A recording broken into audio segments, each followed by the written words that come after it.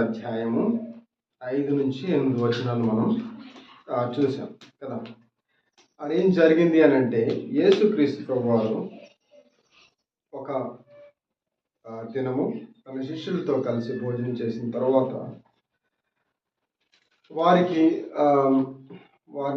వారి పాదాలను కడగడము ప్రారంభించాడంట. ఓకే, పాదాలు కడగడం తెలుసా మీకు? పాదాలు ఎక్కడ ఉంటాయి? కింద ఉండి నువ్వు పైకి వచ్చావా? మనిషికి ఎక్కడ ఉంటాయి పాదాలు? మంచిగానే చెప్పా, కరెక్ట్గా చెప్పా. కింద ఉంటాయి. సర్వసాధారణంగా మనము చేతులు కలుపుతాం కదా, ఎవరినైనా విష్ చేయాలంటే చేతులు కలుపుతాం. పాదాలని మనం ముడతామా? ముట్టం. చాలా వరకు పాదాలని ఎవరు టచ్ చేయాలని అనుకోరు కదా. ఒకవేళ ఎవరైనా పాదాలను టచ్ చేస్తారంటే వారి పైన ఉన్న గౌరవంతో కొంతమందికి, పెద్ద పెద్ద వ్యక్తులకి పాదాలు టచ్ చేస్తారు. ఇంకా మనం ముందుకు వెళ్తే కొంతమంది పాదాలు కూడా కడుగుతారు. మన దేశ ఆచారంలో పెళ్ళిళ్ళకి పాదాలని కడుగుతారు, తెలుసా మీకు? ఆ వరుడి యొక్క పాదాలని వధువు యొక్క తల్లి తండ్రి కడుగుతారు. ఓకే, ఇక్కడ యేసుక్రీస్తు అనే ఈ దేవుడు తన శిష్యుల పాదాలని కడగడానికి సిద్ధమవుతూ ఉన్నాడు. తను తాను తగ్గించుకొని దేవుడే ఆయన, కానీ తన శిష్యులను సమాన భావంతో చూడాలి. వారు కూడా ఇతరుల ఎడల సమాన భావం కలిగి ఉండాలి. నేను గొప్ప అనే ఆ యొక్క గర్వము అది లేకుండా ఉండాలి అనే ఉద్దేశంతో తానే మొదటిగా తగ్గించుకున్నాడు. ఓకే, నాయకుడు ఎప్పుడు కూడా మొదట తాను ముందుండి నడిపించాలి. అతడు ఆదర్శవంతంగా ఉండాలి. అతడు ఆదర్శవంతంగా ఉంటేనే తన ఫాలోవర్స్, లేకపోతే దాన్ని ఫాలో చేసే వాళ్ళు, శిష్యులు కూడా అదే విధంగా నడుస్తారు కదా. కాబట్టి యేసుక్రీస్తు ప్రభువారు తనను తాను తగ్గించుకొని శిష్యుల పాదాలను కడుగుతుంటే పేతురు గారికి అది నచ్చలేదు. ప్రభువా, నీవు గొప్ప బోధకుడు, ప్రజలంతా నిన్ను చాలా గౌరవిస్తున్నారు, మరి అలాంటి మీరు మా పాదాలని కడగడం ఏంటి? ఇది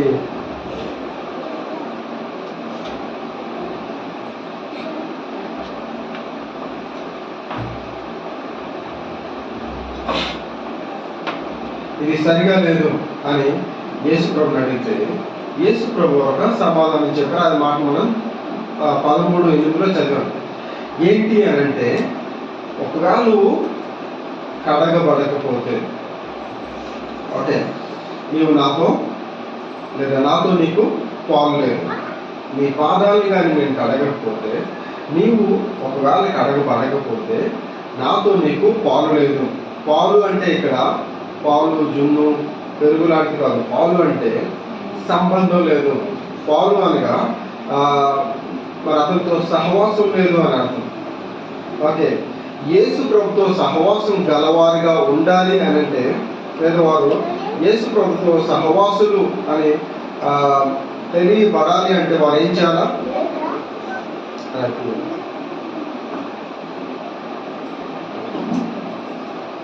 ఏం చేయాలి అని అంటే వారు కడగబడాలి. ఓకే, వారి పాదములు దేవుని హస్తాల చేత కడగబడాలి. తర్వాత పేతురు గారు ఏమన్నారు? ఇలా అన్నప్పుడు పేతురు గారు చెప్పారు, చూడండి ఏమని చెప్పారంటే, 9వ వచనం, ప్రభువా, నా పాదం మాత్రమే కాక నా చేతులు, నా తల కూడా కడుగుమని అతనితో చెప్పింది.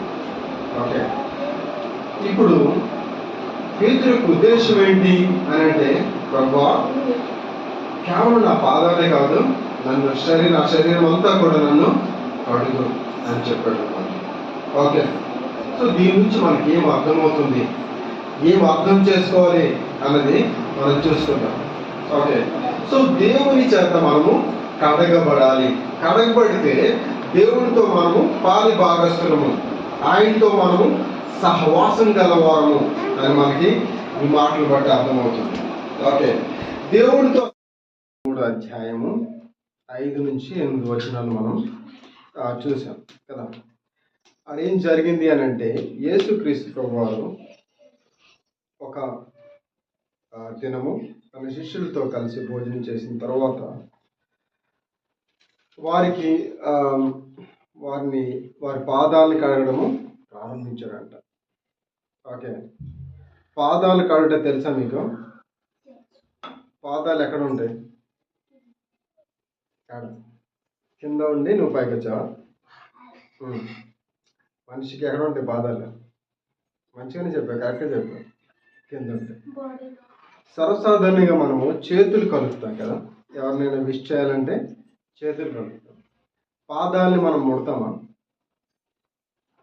ముట్టం. చాలా వరకు పాదాలని ఎవరు టచ్ చేయాలని అనుకోరు కదా.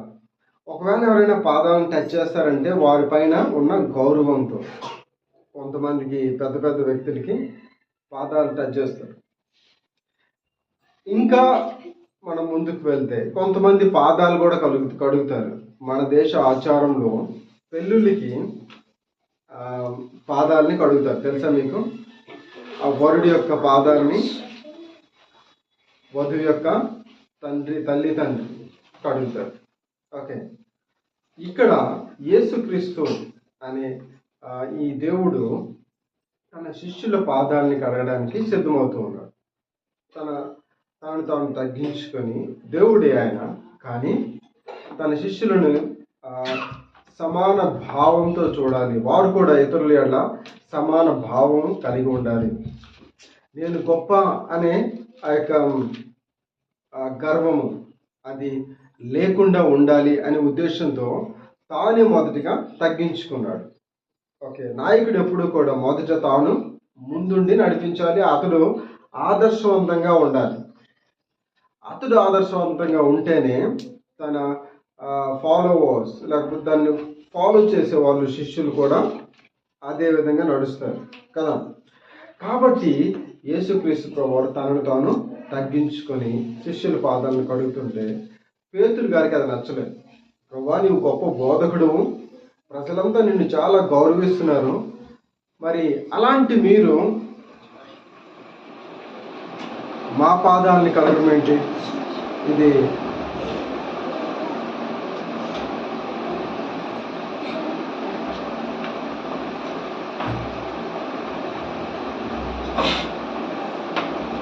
సరిగా లేదు అని యేసు ప్రభుని అడిగితే యేసు ప్రభు ఒక సమాధానం చెప్పారు. అది మాట మనం 13:8 చదివాం.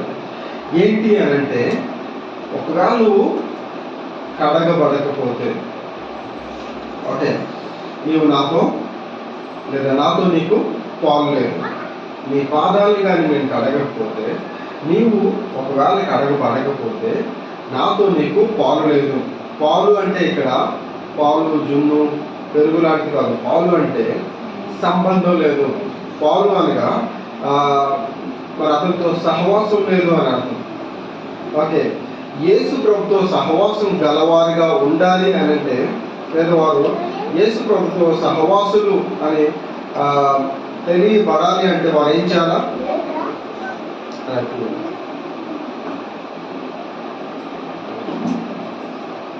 ఏం చేయాలి అని అంటే వారు కడగబడాలి. ఓకే, వారి పాదములు దేవుని హస్తాల చేత కడగబడాలి. తర్వాత పేతురు గారు ఏమన్నారు? ఇలా అన్నప్పుడు పేతురు గారు చెప్పారు, చూడండి ఏమని చెప్పారంటే 9వ వచనం, ప్రభువా, నా పాదం మాత్రమే కాక నా చేతులు నా తల కూడా కడుగుమని అతనితో చెప్పారు. ఓకే, ఇప్పుడు పేతురు ఉద్దేశం ఏంటి అని అంటే, ప్రభువా, కేవలం నా పాదాలే కాదు, నా శరీరం అంతా కూడా నన్ను కడుగు అని చెప్పాడు. ఓకే, సో దీని నుంచి మనకి ఏం అర్థమవుతుంది, ఏం అర్థం చేసుకోవాలి అన్నది మనం చూసుకుంటాం. ఓకే, సో దేవుని చేత మనము కడగబడాలి. కడగబడితే దేవునితో మనము పాలి భాగస్థులము, ఆయనతో మనము సహవాసం గలవారము అని మనకి ఈ మాటలు బట్టి అర్థమవుతుంది. ఓకే, దేవుడితో చెప్తే అందరికి బాగా అర్థమైపోతుంది. రిలేషన్ అంటే అర్థమైపోతుంది కదా, తెలుగు సరిగా అర్థం కాదు కానీ కదా, వేరే లాంగ్వేజ్ అందరికీ అర్థమైపోతుంది. రిలేషన్షిప్ దేవుడితో ఆ రిలేషన్షిప్, ఆ యొక్క సంబంధము, ఆ యొక్క సహవాసము ఉండాలి అంటే మనము ఆ దేవుని చేత కడగబడాలి. ఓకే, ఇప్పుడు మనం ఎవరైనా పెద్దోళ్ళింటికి వెళ్ళాలనుకోండి, మనం ఎలా పడితే అలా వెళ్ళిపోతామా? లేచిన వెంటనే అట్లనే వెళ్ళిపోతారా? ఏం చేస్తారు? సపోజ్ ఈరోజు మనం సీఎం కలవాలనుకుంటున్నాము, ఏం చేస్తాం మనం? మొదట లేచి మంచిగా ఫ్రెష్ అప్ అయి స్నానం పానం చక్కగా చేసి అప్పుడు మంచి బట్టలు వేసుకొని వెళ్తాం కదా. అలాంటిది దేవుడితో సహవాసం ఉండాలి, కలిగి ఉండాలి అని అంటే, దేవుడితో మనము పాలి భాగస్థులము, ఆయనతో మనము రిలేషన్షిప్లో ఉండాలి అని అంటే మనం కూడా ఎలా ఉండాలి? కడగబడాలి. ఓకే, కడగబడడం అంటే ఇక్కడ ఏంటి?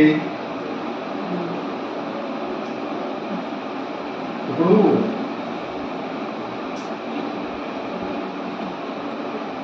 పెళ్లి చూపులకి వెళ్తున్నారండి, పెళ్లి కొడుకు ఎలా వెళ్తాడు? చక్కగా రెడీ వెళ్తాడు కదా, అవునా కదా? చక్కగా ఆ రోజు ఒకసారి శుభ్రాస, ఆ రోజు 2 సార్లు శుభ్రాస కదా.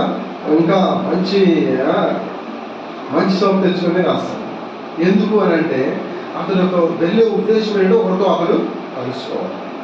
దేవుడు కూడా ఇక్కడ చెప్తూ ఉన్నాడు, నాతో మీరు సహవాసం గలవారు కాబట్టి మీరు కడగబడాలి.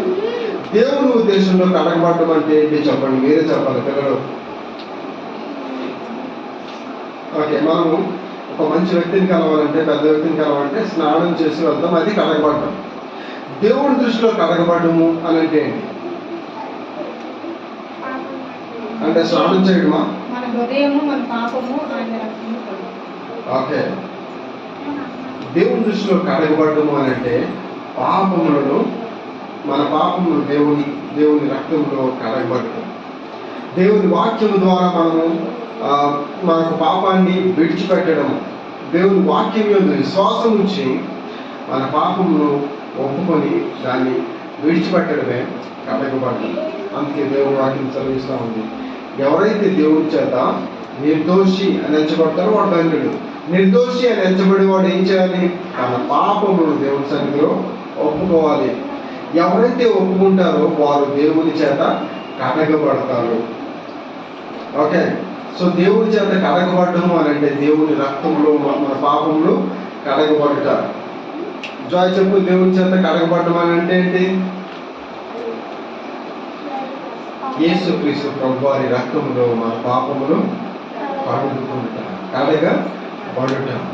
ఎవరైతే దేవుడి యందు విశ్వాసం ఉంచుతారో, ఎవరైతే దేవుని మాటను నమ్ముతారో, దేవుని మాటను నమ్మి వారి జీవితాన్ని మార్చుకుంటారో, గత కాలంలో చేసిన పొరపాట్లను, తప్పులను, పాపములను దేవుని వాక్యం చేత గుచ్చుబడి ఒప్పుకొని విడిచిపెడతారో అలాంటి వారిని దేవుని వాక్యం చదివిస్తుంది. వారు కడగబడ్డారు అని అర్థం అన్నమాట. అలాంటి వారే దేవునితో సంబంధము కలిగి ఉంటారు. ఎలాంటి వారు సంబంధం కలిగి ఉంటారు?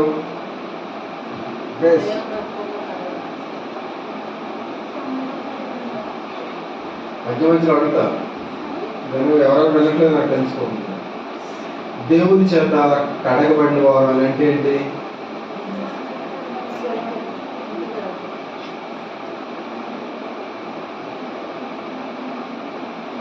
దేవుని రక్తంలో, యేసుక్రీస్తు వారి రక్తంలో పాపాన్ని కడుక్కుంటారు అని అర్థమైనది. సో మనము కడగబడితేనే దేవునితో మనం సంబంధము కలిగిన వారము. మన పాపాలు ఒప్పుకోకుండా, మనం దేవుని సన్నిధిలో సరిగా జీవించకుండా, అదే పాపంలో మనం బ్రతుకుతూ ఉంటే, అదే ద్వేషంలో, అదే మరి రకరకాల పాపాల్లో జీవిస్తూ ఉన్నప్పుడు మనం దేవుని బిడ్డలు అని చెప్పుకుంటే అది పోదు, మనకి దేవునికి ఏ సంబంధము లేదు. అలాంటి వారి కొంతమంది యేసుప్రభు దగ్గరికి వచ్చి అయ్యా తరుక్తి అని పిలుస్తూ ఉన్నారంట. అప్పుడు యేసుప్రభు చెప్పారు, మీరెవరో నాకు తెలియదు, ఎందుకంటే మీరు కడగబడలేదు సరిగా. మీ పాపపు డాగ్ ఇంకా నాకు కనబడుతూ ఉంది అని దేవుడి వాక్యము, దేవుడి వాక్యం చెప్పినట్టుగా మనకు అర్థమవుతుంది. దావీదు తెలుసు కదా మీ అందరికీ, ఎవరైనా రాజు, దేవుని ప్రవక్త కూడా కదా. అతడు ఒక మంచి ఉద్దేశం కలిగి ఉన్నాడు. ఏంటి అని అంటే దేవుని సంఘాన్ని, దేవుని మందిరాన్ని నిర్మించాలనుకున్నాడు. ఒక దినం ఆయన మంచి మందిరంలో పడుకుంటా ఉంటే ఆయనకు ఒక మనసులో ఒక భావన కలిగింది, నేనైతే ఈ రాజగృహంలో మంచిగా నిద్రిస్తూ ఉన్నాను కానీ దేవుని మందసం అయితే ఒక టెంట్లో ఉంది. ఓకే, సో ఎలా దేవుని కూడా నేను మంచి మందిరాన్ని కడతాను అని అనుకున్నాడు. అతనికి ఒక మాట, అతనికి దేవుడు ఒక బిరుదు ఇచ్చాడు. ఏంటది? దావీదుకి ఇచ్చిన బిరుదు ఏంటి దేవుడు చెప్పండి?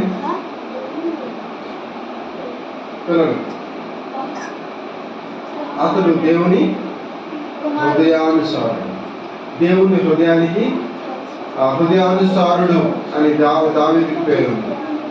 అలాంటి వ్యక్తి, దేవునితో సంబంధం కలిగి ఉన్న వ్యక్తి, ఇలాంటి ఆలోచన కలిగి ఉండగా దేవుడు తన ప్రవక్తను పంపించి దావీదు దగ్గరికి, అయ్యా నీ చేతులు రక్తంతో తడిచి ఉన్నాయి కాబట్టి నీవు ఈ మందిరాన్ని నిర్మించడానికి వీల్లేదు, నీ కుమారుడు ఈ మందిరాన్ని నిర్మిస్తాడు అని చెప్పాడు.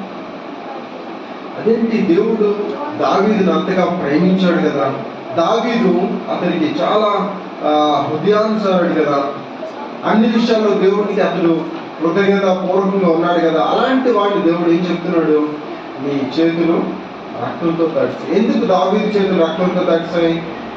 మేకని గొర్రెల్ని కోసాడు ఆయన, ఏం చేశాడు? యుద్ధాలను చేసి మనుషుల్ని చంపాడు. కాబట్టి ఇలాంటి నీ చేతులు దేవుని మందిరాన్ని కట్టడానికి వీల్లేదు అని దావీదునే దేవుడు అంగీకరించాడు. సో నేను చెప్పదలుచుకున్న పాయింట్ ఏంటంటే, దావీదు వంటి అంత మహనీయుడైన గొప్ప వ్యక్తిని దేవుడు ఆ చిన్న పొరపాటుని లేవనెత్తాడు కదా, చూపించాడు కదా. ఓకే, సో మనలో లోపాలు లేవా? ఖచ్చితంగా. మరి మనం ఎట్లా దేవునితో సహవాసం గలవారం అవుతాము? ఆ లోపాలను మనలో ఉంచుకొని ఎప్పుడు మనం దేవునితో సహవాసం గలవారంగా మారుతాము? దేవునితో పాలిభాగస్వం ఎప్పుడు మారుతాము? అసంభవం కదా. ఎప్పటి వరకు అసంభవము అని అంటే, ఎప్పటి వరకు అయితే మనం దేవుని సన్నిధికి వెళ్ళి మన పాపాన్ని దేవుని సన్నిధిలో ఒప్పుకుంటాము అప్పటి వరకు దేవునితో మనము సంబంధికులుగా లేదా దేవునితో రిలేషన్షిప్లో మనము ఉన్నవారము కాదు. ఓకే, దేవునితో రిలేషన్షిప్ మనకు కావాలి అంటే మనం దేవుని చేత కడగబడాలి. దేవుని వాక్యం అనే నీళ్ళ చేత కడగబడాలి. దేవుని అగ్ని అనే పరిశుద్ధాత్మ చేత మనము కడగబడాలి. పరిశుద్ధాత్మ మనలోకి రావాలి. అప్పుడే మనం దేవునితో రిలేషన్షిప్లో ఉంటారు. ఇప్పుడు దేవునితో రిలేషన్షిప్లో ఉంటే మనకేంటి బెనిఫిట్ చెప్పండి? మనకేంటి ప్రయోజనము? ఏంటి ప్రయోజనం? ఓకే, ఆశీర్వాదం ఎలా? మనం మనతో సంబంధం కలిగిన ఏ వ్యక్తికైనా, సపోజ్ ఒక భార్య భర్తకు ఫోన్ చేసి ఫలానా తీసుకుని రా అంటే తీసుకుని వస్తారా కదా. ఫలానా కావాలంటే తెస్తారా లేదా? ఎందుకు? వారి మధ్యలో ఒక బంధం ఉంది. అలాగే దేవునికి మన మధ్యలో ఒక బంధం ఏర్పడుతుంది. ఎప్పుడు అంటే మనలో పాపము లేనప్పుడు. మనలో పాపము లేకపోతే అప్పుడు మనకి దేవునికి మధ్యలో ఒక బంధము ఏర్పడుతుంది. మనం దేవునికి మనం ఎలా ఉంటామంటే కుమారులు మరియు కుమార్తెలుగా ఉంటాం. అప్పుడు దేవుడు మనకేది ఇష్టమో అది అడగమన్నాడు, అది నీకు ఇస్తాను అని చెప్పాడు. సో మనం దేవుడితో రిలేషన్షిప్లో ఉంటే దేవుడి నుంచి జవాబులు మనం పొందుకుంటాం. దేవుడితో మన రిలేషన్షిప్లో ఉంటే ఏమవుతుంది? జాయ్.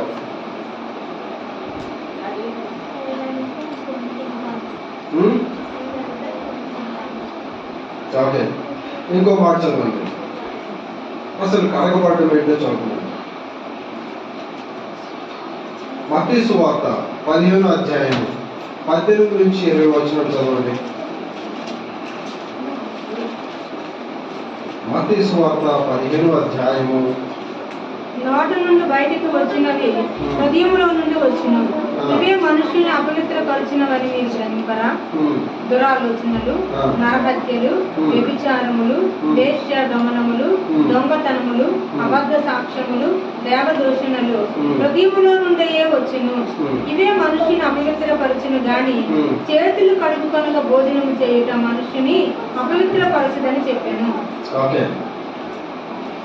దేవుడు కడుక్కోండి, మీ హృదయాలను కడుక్కోండి.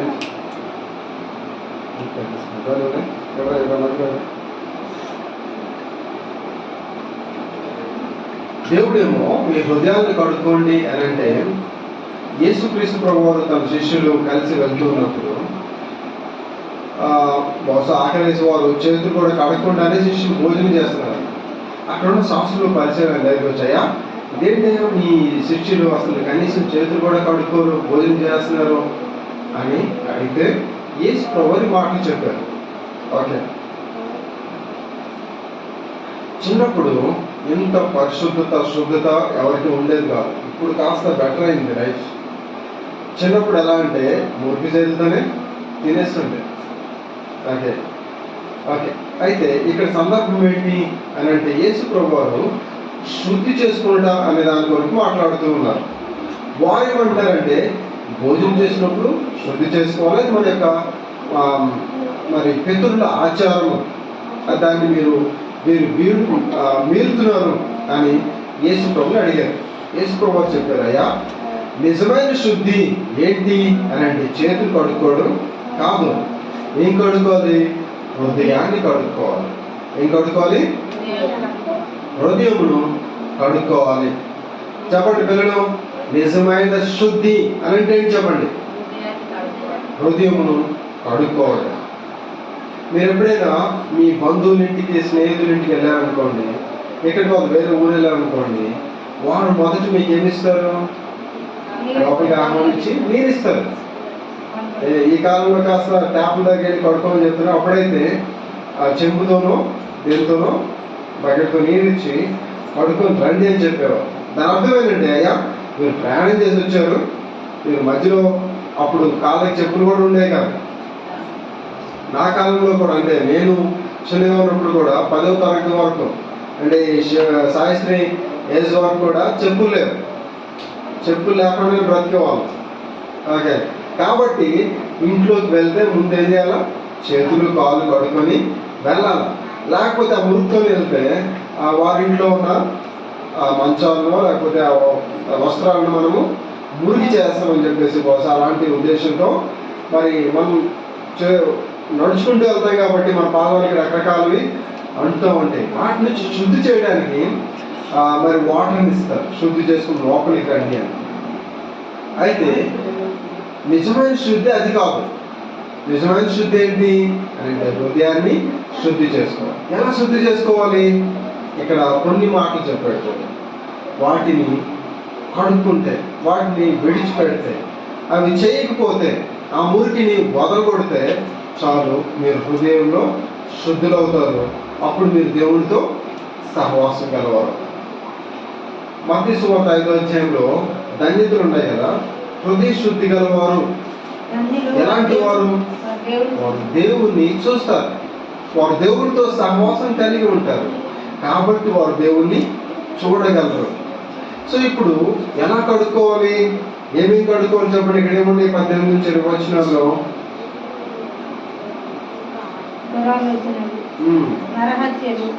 దురాలోచనలు. దురాలోచన అంటే ఏంటి చెప్పండి? దుర ఆలోచన, చెడ్డ ఆలోచన. ఎలాంటి ఆలోచన చెడ్డది చెప్పండి. నేను ఒక ఎగ్జాంపుల్ చెప్తా పిల్లలకి. పిల్లలు ఇంటర్వల్ టైంలో అందరు వెళ్ళిపోతే ఒకడు ఉంటాడు, వాడు ఏం చేస్తాడంటే, అరే వీడి దగ్గర మంచి పెన్సిల్ ఉంది, కొత్త పెన్సిల్ ఉంది, నాకు కావాలి అని చెప్పి మెల్లగా జిప్ ఓపెన్ చేసి అది తీసేసి మన బ్యాగ్లో పెట్టుకొని వెళ్ళిపోతాడు. మళ్ళీ అందరిలోకి వెళ్ళిపోయి మళ్ళీ వస్తాడు. ఇప్పుడు వీడు వెళ్తూ ఉంటాడు, ఎవరు పోయినాడు. పక్కన నుండి వీడు తెలియదు అంటాడు. ఇప్పుడు వీళ్ళు హృదయంలో ఎలాంటి ఆలోచన ఉంది? అది దురాలోచన. ఎందుకు? తనది కాని దానికోసం అతను ఆశపడ్డాడు. దాన్ని దురాశ అని అంటారు. ఏంటి? దురాశ. వాడికి ఒక పెన్సిల్ కలిగి ఉండడం అనేది ఆశ, పక్కోడు తీసుకోవడం అనేది దురాశ. అందుకే నీవు పొరుగు అనేది ఏది కూడా నీవు ఆశించవద్దు అని దేవుని వాక్యం సెలవిస్తుంది. ఎందుకంటే దానిలో దురాశ ఉంది. ఓకే పిల్లలు, కాబట్టి మీరు ఏం చేయాలా? మీకు తప్ప వేరొకరిని మీరు తీసుకునకూడదు. ఓకే, అవునా? అది కూడా అది మీరు పాటిస్తే మీరు ఒక పాపాన్ని అడుగుకొని వారవుతారు. ఏంటది? దురాశ అనే పాపాన్ని. ఓకే, దుర్మార్గ హృదయాన్ని మీరు కడుక్కుని వారు అవుతారు. ఇది చిన్నపిల్లలు. పెద్దవాళ్ళు ఏం చేస్తారు? పక్కింట్లో ఉన్న బంగారము, పక్కింట్లో ఉన్న ధనము, లేకపోతే ధనవంతుల యొక్క గృహంలోకి వెళ్ళే వారికి ధనాన్ని దొంగిలిస్తూ ఉంటారు. అది కూడా అలాంటిది మంచిదా? చెడ్డది కదా. అలాంటి ఆలోచన చెడ్డది అని దేవుని వాక్యం సెలవిస్తాము. ఇప్పుడు దేవుడితో నివసించు వారు అలాంటి వారు నివసిస్తారా? దేవుడితో అలాంటి వారు సంబంధం కలిగి ఉంటారా? ఒక దొంగ దేవుడితో సంబంధం కలిగి ఉండగలరా? కలిగి ఉండలేడు. యేసు ప్రభువు సిలువ మరణం పొందుతూ ఉన్నప్పుడు ఇద్దరు దొంగలు సిలువ పడ్డారు. ఒక దొంగ ఏం చెప్పాడు? నువ్వు క్రీస్తు అయితే నువ్వు రక్షించుకో, నన్ను కూడా మమ్మల్ని కూడా రక్షించన్నాడు. రెండో వాడు దొంగ కానీ ఏమన్నాడు? వానిలో హృదయ శుద్ధి కలిగింది. యా అరే నాన్న, మనము దీనికి అర్హులము, ఈ శిక్షకు మనము అర్హులం, కానీ ఇతడు అర్హుడు కాదు. కాబట్టి యేసు నీ రాజ్యంతో నీవు వచ్చినప్పుడు నన్ను జ్ఞాపకం చేసుకో అని అతను ప్రాధేయపడ్డాడు. తన హృదయ పరివర్తన చెందింది. నేను దొంగను, ఇతడు దేవుడు అని అతడు విశ్వసించాడు. అతని హృదయం ఆ క్షణంలోని పరివర్తన చెందింది. కాబట్టి ఇప్పుడు అతడు దేవుడితో సంబంధి అయ్యాడు. ఎలా సంబంధి అయ్యాడు? అతనిలో హృదయశుద్ధి కలిగింది. తర్వాత దేవుడు ఏమని సమాధానం చెప్పాడు చెప్పండి, చెప్పాలరా? నేడు నీవు నాతో కూడా పరదైసులో ఉండు. దేవుని పరదైసులో ఎవరు ఉండగలరు? నా గృహంలో ఎవరు ఉండగలరు? ఊరి మీద పోయే వాళ్ళంతా ఉండగలరా? ఎవరు ఉండగలరు? నాతో సహవాసం చేయొచ్చు నా భార్య పిల్లలు మాత్రమే ఉండగలరు, నా తల్లిదండ్రులు ఉండగలరు, నా బంధువులు ఉండగలరు కదా. వేరొకరు ఉండగలరు. సో ఇప్పుడు మనం దేవుడితో పాలి భాగస్వామ్యం రిలేషన్షిప్ లో ఉండాలి అని అంటే దేవుడు చాలా క్లియర్గా ఉన్నాడు. ఆయన రెడీగా ఉన్నాడు. ఆయన సిద్ధపాటుతో ఉన్నాడు. మనని సిద్ధపడాలి. ఎట్లా సిద్ధపడాలి? మన హృదయము పరివర్తన చెందాలి. హృదయంలో పాపము దేవుని సన్నిధిలో ఒప్పుకోవాలి. హృదయము కడగబడితేనే అప్పుడు మనం దేవునితో సంబంధం కలిగి ఉంటాము. హృదయంలో పరివర్తన వస్తాయని మనం దేవునితో సంబంధులుగా మారుతామని దేవుని వాక్యం చదివిస్తుంది. ఒకటి దుష్ట హృదయం, రెండోది నరహత్య. నరహత్య మనం ఎందుకు చేస్తామండి అని అనుకుంటాం కదా, అవునా కదా? కయీన్ హేబెల్లో ఎవరైనా ఊహించుంటారా? సొంత అన్న తమ్ముడిని చంపడం ఎవరైనా అంటే ఊహిస్తారా? నేను ఆ మంచి పేపర్లో చదివానంటే ఆస్తి కోసం అంట కన్న కొడుకు తల్లిదండ్రులని చంపేస్తారు. ఓకే, అలాగే అన్నదమ్ముల మధ్యలో అన్నదమ్ములు కత్తులతో పొడుచుకున్నారు. దేనికోసం అంటే ఆస్తుల కోసం. ఓకే, ఇంత ఘోరమైన సమాజంలో మనము బ్రతుకుతూ ఉన్నాం. దేని కొరకు? ఇదంతా అంటే ధనం కోసం, ఆస్తుల కోసం ఒకరినొకరు చంపుకొని పొడుచుకునే విధంగా ఉంటారు. అంటే వాళ్ళు వారి మనసులో ఏముంది? నరహత్య.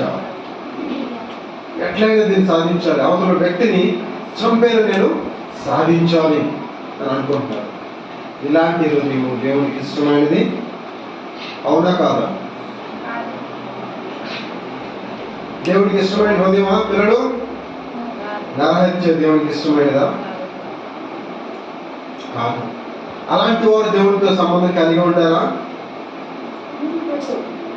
ఉండలేరు. దేవునితో పాలుభాగస్తులు అవుతారా? అవలేరు. ఎప్పటి వరకు? వారి హృదయాన్ని మార్చుకునేంత వరకు.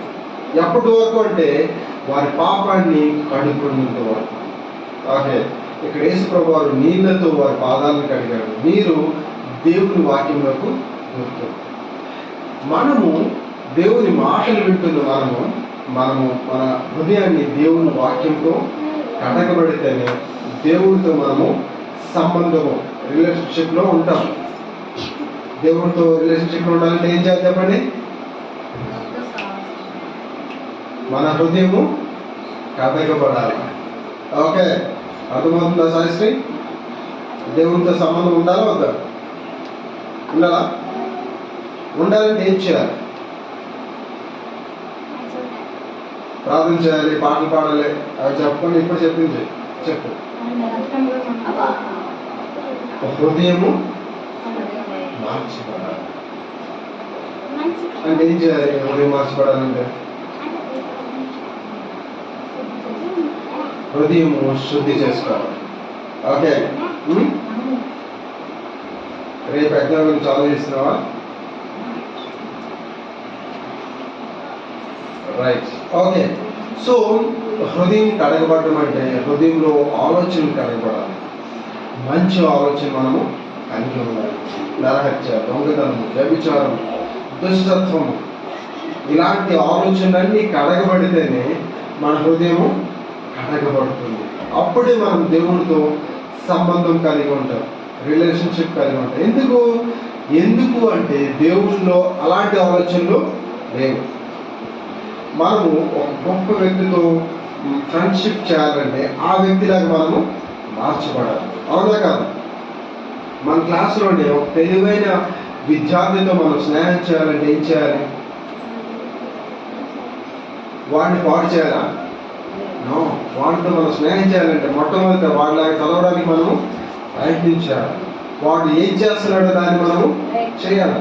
వాడు శ్రద్ధగా పాఠాలు వింటే మనం కూడా శ్రద్ధగా పాఠాలు వింటే అప్పుడు మనకి వాడితో రిలేషన్షిప్ ఏర్పడుతుంది కదా. అలాగే దేవుడు పరిశుద్ధి కనుక దేవుడిలో దుష్ట హృదయం లేదు కాబట్టి దేవుడు ఎలాంటి ఆలోచనలు ఉండవు కాబట్టి మనం కూడా ఆ విధంగా మార్చబడితేనే దేవునితో మనము సంబంధము కలిగి ఉంటాం, దేవునితో మనము రిలేషన్షిప్లో ఉంటాము. అందుకే యేసుక్రీస్తు ప్రభువారు పేతురుతో అంత ఖచ్చితంగా చెప్పాడు, నీవు కడగబడితేనే నాతో పాలుభాగస్తులు, కడగబడకపోతే నీవు దేవునితో సంబంధం నీకు ఉండదు అని చెప్పాడు అన్నమాట. మనం కూడా మన హృదయం మార్చబడకపోతే మనము దేవుని సన్నిధిలో ఉన్నాం, దేవుని ప్రజల మధ్యలో ఉన్నాం, దేవుని కుటుంబంలో ఉన్నాం, ఏమాత్రం ప్రయోజనము లేదు. మనం దేవునితో ఏ సంబంధం కలిగి ఉండము. దేవుని సన్నిధికి వచ్చినంత మాత్రం మనం దేవునితో సంబంధం కలిగి ఉంటాం అనుకుంటున్నారా? లేదు.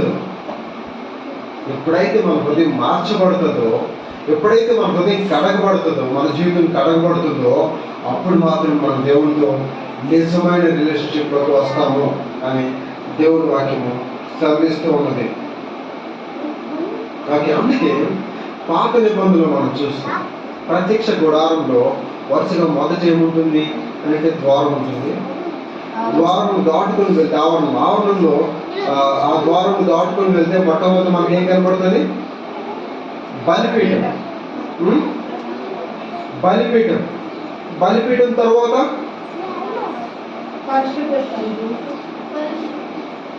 స్థలంలోకి వెళ్ళే ముందు బలిపీఠంలో ఆ యొక్క ప్రత్యక్ష గుడారం, లోపల ప్రత్యక్ష గుడారం మధ్యలో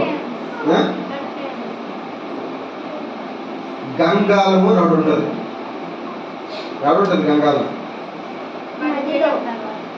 బలిపీఠం తర్వాత మరి ప్రత్యక్ష గుడారములకు మధ్యలో అది అక్కడ ఏం చేస్తారంట అనంటే ఆ అతి పరిశుద్ధ అతి పరిశుద్ధ స్థలానికి వెళ్ళినప్పుడు వెళ్ళే కంటే ముందు వారు తమను తాము ఆ నీటితో శుద్ధి చేసుకుని వెళ్ళాలి.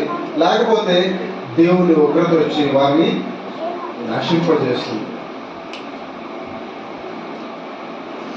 దేవుని ఉగ్రత ఏం చేస్తుంది? వారిని చంపివేస్తుంది.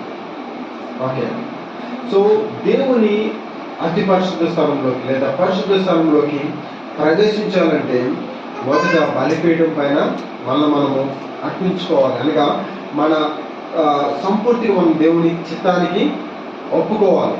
ఆ తర్వాత ఆ గంగాలం ఉంటుంది, గంగాలంలో మనము కడగబడాలి. ఎట్లయితే యాజకులు, ప్రధాన యాజకులు ఆ గంగాలంలో తమను తాము శుద్ధి చేసుకుని ఆ తర్వాత పరిశుద్ధ స్థలానికి వెళ్తారు. పరిశుద్ధ స్థలంలో ఎవరుంటారు? పరిశుద్ధ స్థలంలో దేవుడు ఉంటాడు. దేవుడితో సహవాసం చేయాలంటే ఆ పరిశుద్ధ స్థలంలోకి వెళ్ళాలి అంటే గంగాలంలో శుద్ధి చేయబడాలి. ఓకే, కాబట్టి దేవుడితో మనము సంబంధంలోకి వెళ్ళాలి అంటే మనము మొట్టమొదట శుద్ధి చేయబడాల్సిందే. శుద్ధి చేయబడకపోతే దేవుడితో మనకి ఎటువంటి పాలు లేదు అని ఖచ్చితంగా దేవుడి వాక్యము సెలవిస్తూ ఉంది. అందుకే మరి భక్తుడైన దావీదు గారు ఈ విధంగా మాట్లాడుతున్నటువంటి 51వ కీర్తన 2వ వచనంలో 51వ కీర్తన 2వ వచనం.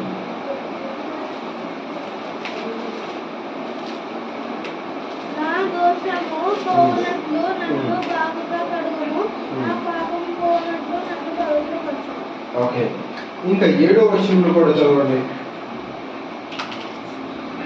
నేను పవిత్రుడిని అవునట్లు హిస్సోపుతో నా పాపము పరిహరింపుము, హిమము కంటెను నేను తెల్లగా నుండినట్లు నన్ను కడుగుము. ఈ మాటలు దేవుడితో చెప్తున్నాడు. ఎవరు అని అంటే దావీదు గారు. ఏమని ప్రార్థన చేస్తున్నారు ఆయన? 51:2 ఏం చదివాం? నా దోషం పోనట్లు నన్ను కడగమని. ఓకే, తర్వాత నన్ను బాగుగా కడుగుమన్నాడు. మొదటేమో కడగమన్నాడు, తర్వాత బాగా కడగమన్నాడు. ఓకే, ఎలా అంటే పాపపు టాకు లేకుండా కూడా నన్ను కడుగుము అంటే దేవుడు వచ్చి వాటర్ ఇలా తొలగించేస్తే అసలు పవిత్రపరచబడతారా? లేకపోతే మనం వెళ్ళి ఒక నదిలో మునిగేస్తే పవిత్రపరచబడతామా? ఎప్పటి వరకైతే మన హృదయము మార్చబడతాం, ఎప్పటి వరకైతే మన హృదయము దుష్ట హృదయం నుంచి వేరుపరచబడతాం, ఎప్పటి వరకు మన హృదయము దేవుని హృదయం వంటిదిగా మార్చబడదో అప్పటి వరకు మనము దేవునితో సంబంధం కలిగి ఉండలేము. అందుకే భక్తుడైన దావీదు గారికి అర్థమైంది కాబట్టి ఆయన ప్రార్థన చేస్తాడు, అయ్యా నన్ను కడుగుము, శుద్ధి చేయము, నా దోషం పోవునట్లు, నా పాపం పోవునట్లు బాగా కడుగుము. ఇంకెలా కడుగుమంటాడు? 7వ వచనంలో నేను పవిత్రుడు అవునట్లు హిస్సోపుతో నన్ను కడుగుము, హిమము కంటే తెల్లగా నన్ను చేయి. హిమము అంటే ఏం చెప్పండి పిల్లలు? మంచు. మంచు ఎలా ఉంటుంది? నల్లగా ఉంటుంది కదా. ఎలా ఉంటుంది మంచు? ఐస్ క్రీమ్ ఎలా ఉంటుంది? ఐస్ క్రీమ్లో మంచు ఉంటుందా? ఐస్ క్రీమ్లో మంచు ఉంటుందా? తెల్లగా ఉంటుంది కదా. అలా నన్ను చేయు అంటే దావీదుని తెల్లగా చేయమని అర్థం కాదు, తన హృదయాన్ని అట్లా పవిత్రపరచు అని ప్రార్థిస్తున్నారు. సో దేవుడితో మనము సంబంధం కలిగి అందరూ దేవుడి కొరకు ఎదురు చూస్తూ ఉంటారు, అందరూ దేవుడిని కావాలనుకుంటున్నారు, అందరూ కూడా తమ గృహంలో దేవుడు ఉండాలని కోరుకుంటారు. ఎవరు ఉందంటారు చెప్పండి? దయ్యాన్ని పిలుస్తారు ఎవరైనా? ఎవ్వరు పిలవరు. దేవుడిని కోరుకుంటారు కానీ దేవుడు చెప్పిన విధంగా నడవరు.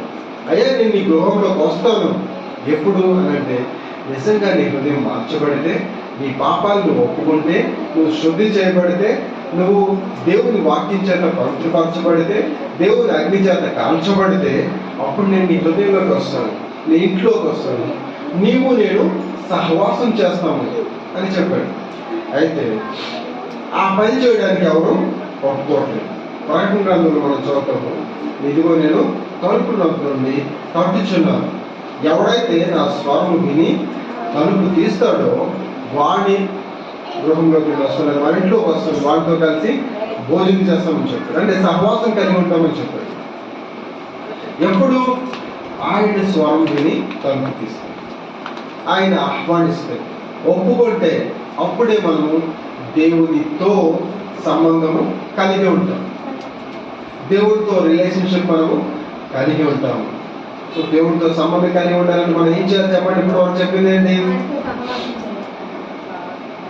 సహవాసం చేయాలంటే ఏం చేయాలి?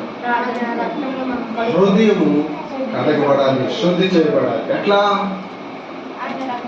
పాపిష్ట హృదయం తీసివేయబడి దేవుని లాంటి మనసు, దేవుని లాంటి హృదయం మనము పొందుకోవాలి. మన పాపములను దేవుని ఎదుట ఒప్పుకోవాలి. దావీదు చేసిన ప్రార్థన మనం చేయాలి, నా పాపమును కడిగి నన్ను పవిత్రుని చేయి అని ప్రార్థించగలిగితే అప్పుడు మనం దేవునితో సరైన సంబంధంలో ఉంటాం. అప్పుడు నీకేది ఇష్టమో అడుగు, అది నేను నీకు ఇస్తాను అని దేవుడు తెలియజేశాడు. ఓకే, సో మనము దేవుడితో రిలేషన్షిప్లో లేకపోతే సహవాసంలో ఆయనతో మనం పాలి భాగస్తులుగా ఉండాలి అంటే మన హృదయం మార్చబడాలి. ఓకే, మనము శుద్ధి చేయబడాలి, వాక్యం ద్వారా శుద్ధి చేయబడాలి. దేవుడు తన పరిశుద్ధ వాక్యాన్ని దీవించును గాక. ఆమేన్.